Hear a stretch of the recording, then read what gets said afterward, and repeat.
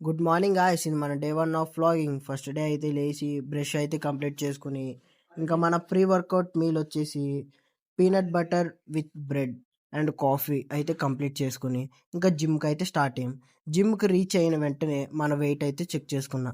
ఇంకా నెక్స్ట్ మన జిమ్ మనకి షేక్ హ్యాండ్ ఇచ్చి వార్మప్ కూడా కంప్లీట్ చేసుకుని అండ్ మనం ఫస్ట్ వేరియేషన్ వచ్చేసి క్లోజ్ డంబుల్ ప్రెస్. వేరియేషన్ గ్యాప్లో మావాడు కొంచెం తీట పనులు చేశాడు. అండ్ మన సెకండ్ వేరియేషన్ వచ్చేసి వైట్ డంబుల్ ప్రెస్.